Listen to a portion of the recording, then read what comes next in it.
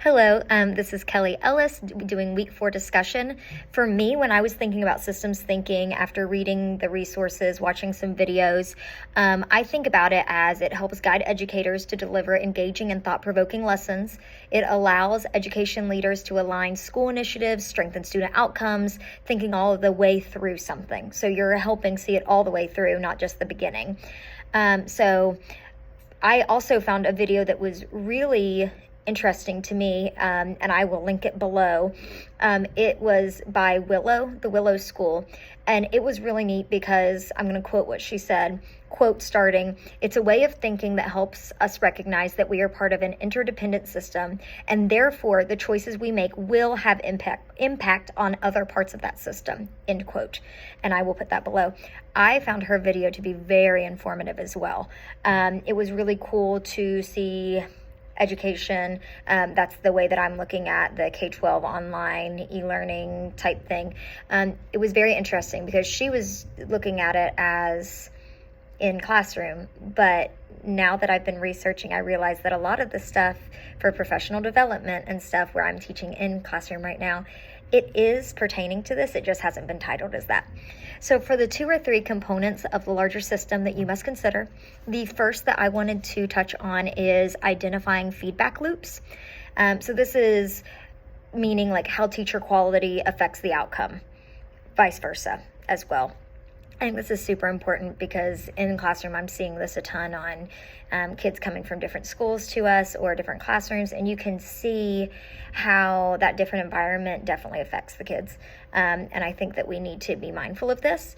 And then the secondary question for that, the how might each component of the system you identified above contribute to or stand in the way of success, I think we have to monitor and adjust this accordingly.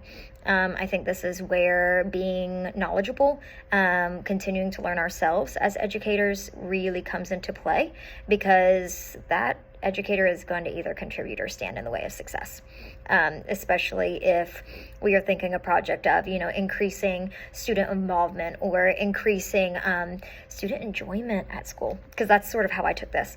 Second one is I was going towards exploring interdependencies. So an example of that is how curriculum changes impact student engagement and teacher workload. I myself am going through that in particular right now, and I think that's why it spoke to me, because those curriculum changes are huge. We changed math curriculum this year, and it's been a really big deal for the kids, and every single day we're having to sort of adjust because they're not exactly used to things being explained in that way. I'm also learning as well. And then the secondary question for this one, I think we have to emphasize learning over results. And I'm trying to do that to the best of my ability right now, even in my own classroom. I think if we just say, oh, this is the curriculum and there's no sway from it, that's going to stand in the way of success. That's going to stand in the way of student involvement. That's going to stand in the way of that. So we have to emphasize learning over results. The third that I wanted to look at is involving diverse stakeholders. This is students, educators, policymakers, community mentors in the area. We're looking for a diverse group, not a group that's just all the same, because that's going to skew your results.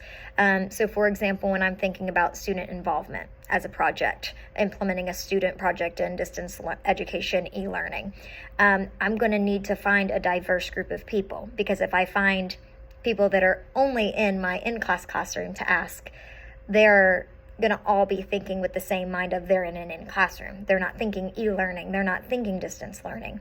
So I need to find a wide variety of people so that way it doesn't stand in the way and it fully contributes to me seeing, oh, if we're doing, this in e-learning and we want a lot of student engagement, what are ways that we can do that?